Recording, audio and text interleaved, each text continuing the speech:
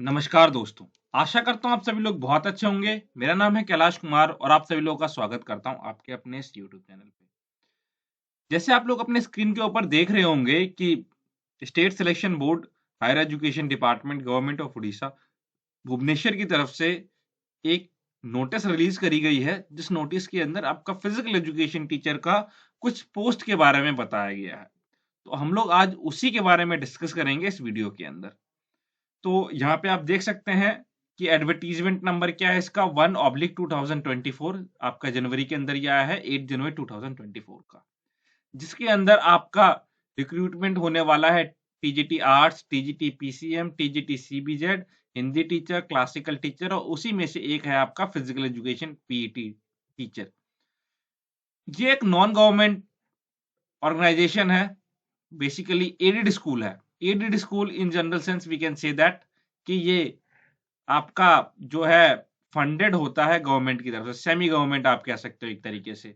मैं भी इसी स्कूल से पढ़ा हूँ, मतलब इसी टाइप के स्कूल से पढ़ा हूँ, मैं भी एडेड स्कूल से पढ़ा हूँ। तो इसके अंदर क्या करती है गवर्नमेंट, ग्रांट्स प्रोवाइड करती है स्कूल को। एक बेसिकली आपकी ऑर्गेनाइजेशन होती है जो उसको रन करती है और गवर्नमेंट की तरफ से इनको जो है वो ग्रांट्स मिलते रहते हैं।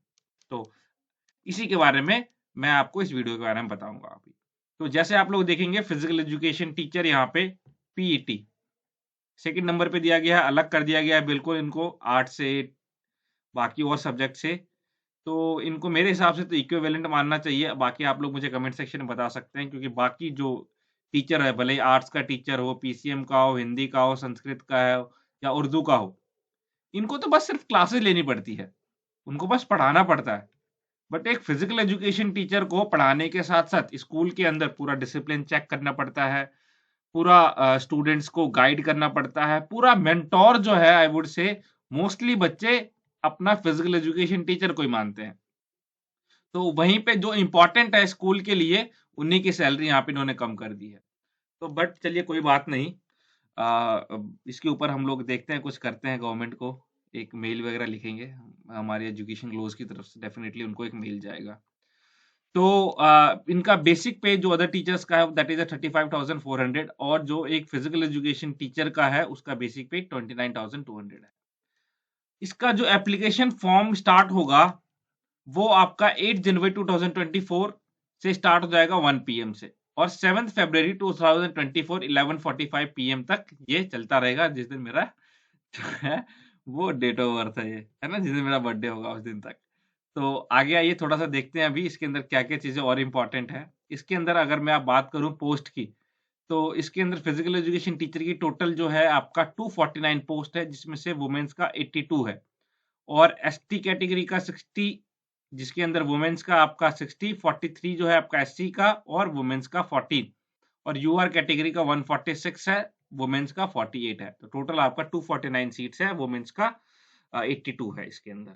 तो अब आगे अगर मैं आपको बताऊं इसके अंदर क्या क्या एजुकेशन क्वालिफिकेशन होना चाहिए, क्या एज लिमिट रहना चाहिए, तो वो आपके स्क्रीन के ऊपर दिख रहा होगा कि जो भी 21 ईयर से ज्यादा है वो इस फॉर्म को फिल कर सकते हैं, और 38 ईयर्स तक के लोग इसको फॉर्म फिल कर सकते हैं, स्टूडेंट्स फिल कर सकते हैं। 38 above 38 not eligible.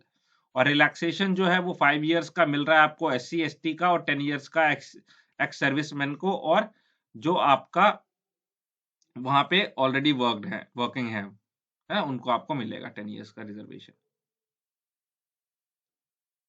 Education qualification क्या चाहिए, तो PT teacher, physical education teacher, उनका एजुकेशन क्वालिफिकेशन जो है आपको +2 चाहिए, 11th 12th रिकॉग्नाइज्ड इंस्टीट्यूट से। और इसके साथ साथ अगर आपके पास चाहे सीपीएड हो, डीपीएड हो, बीपीएड हो, एमपीएड हो, किसी रिकॉग्नाइज्ड यूनिवर्सिटी से या बोर्ड से, तो आप एलिजिबल हो।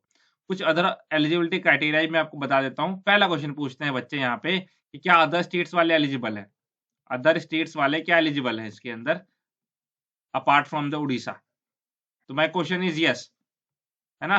बट अभी ये आंसर जो है, sorry my answer is yes, but अभी ये आंसर नो में कन्वर्ट हो जाएगा। देखो इन्होंने क्या किया है, एक तरीका होता है कान सीधा पकड़ने का, और एक होता है कान उल्टा पकड़ने का। तो इन्होंने कान उल्टा पकड़ा है ना, सीधा सीधा मना नहीं किया।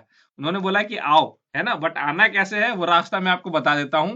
तो वो रास्ता क्या है, पहले आपने, एग्जाम्पल के लिए बता रहा हूं मैं आपको, कि एक समुंदर को क्रॉस करना है, जिसका डिस्टेंस जो है वो 100 किलोमीटर है, स्विमिंग करके आना है आपने, है ना। फिर इसके बाद यहाँ कोई रास्ता नहीं है, खाई है, पहाड़ है, इसको आपने क्रॉस करके आना है। और अदर स्टेट्स वालों के लिए ऐसा ही कुछ इन्होंने रास्ता बनाया है। तो क्या क्या वो रास्ता है देखिए। सबसे पहला चीज इन्होंने बोला बी सिटीजन ऑफ इंडिया, बिल्कुल आप सिटीजन ऑफ इंडिया होंगे। बट सेकंड पॉइंट में क्या बोल दिया, be able to read and write Oriya, आपको उड़िया को पढ़ना आना चाहिए और लिखना आना चाहिए। With any of the following qualification, जैसे कि आपका HSC मतलब कि हायर स्कूल के अंदर या सेकेंडरी स्कूल के अंदर आपने उड़ीसा पढ़ा हो या इसका इक्विवेलेंट कुछ पढ़ा हो सेकंड थर्ड लैंग्वेज में, या फिर आप लोग +2 के अंदर बेसिकली वही चीज है आपका उड़िया आपने पढ़ा हो, या फिर आपने 10th में जो है वो उड़िया जो है वो उड़िया लैंग्वेज जो है वो आपने पास किया हो, है ना। तो वही यही सेम चीज, आने के लिए मना नहीं किया इन्होंने, आओ, लेकिन क्या है पहले समुद्र नाम के आओ, फिर पहाड़ कूद के आओ। तो वैसा वाला रास्ता इन्होंने बना दिया कि उड़िया पढ़ के आओ पहले, है ना। तो दूसरे स्टेट वाले क्या पढ़ेंगे उड़िया। तो अब आओ आगे देखिए, यहाँ पे कुछ इंपॉर्टेंट चीजें इसके अलावा,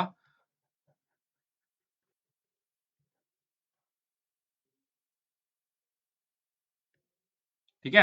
आपके सारे एजुकेशन सर्टिफिकेट्स कंप्लीट होने चाहिए, आपके पास उड़ीसा का एस्टेट का सर्टिफिकेट होना चाहिए फॉर्म फिल करने के लिए। इसके साथ साथ अगर आपको मैं आगे बताऊं तो इसका मेथड ऑफ सिलेक्शन क्या रहेगा, तो 150 MCQs रहेंगे, जिसमें आपको एक MCQ अगर आपका करेक्ट है तो 1.5 मार्क्स मिलेगा, और अगर आपका वही एक क्वेश्चन गलत हो गया तो आपका 0.5 का नेगेटिव मार्किंग है। तो ये आप लोग ध्यान रखेंगे, नेगेटिव मार्किंग 0.5 का आपका रहेगा। इसके अंदर आपका जो एप्लीकेशन फीस रहेगा वो नॉन एडजस्टेबल या नॉन रिफंडेबल 500 रुपीज रहेगा, और इन कैटेगरी के लिए आपका जो है SC BC उनके लिए आपका 200 का जो है एप्लीकेशन फीस रहेगा। और आप अपना फीस यहाँ पे सबमिट कर सकते हैं। अकाउंट नंबर ये रहा, State Bank of India government treasury branch Bhubaneswar, IFSC code आपके स्क्रीन के ऊपर ये रहा दिख रहा होगा। बाकी इसके अलावा और मैं आपको कुछ बताऊं इसके बारे में, तो सबसे इंपॉर्टेंट चीज कि आपका जो 10th में 12th में या BPED में जो मार्क्स आए हुए हैं आपके, वो मार्क्स आप सही से फिल करिएगा। क्यों? क्योंकि अगर आपका टाई ब्रेकर हुआ तो टाई ब्रेकर की कंडीशन में आपके यही मार्क्स जो है आपका मेरिट बनाएगा। तो बिल्कुल सही से फिल करिएगा, अदरवाइज आपको बाद में दिक्कत परेशानी हो सकती है। तो आज की वीडियो में बस इतना ही। This Kailash Kumar signing off, thank you.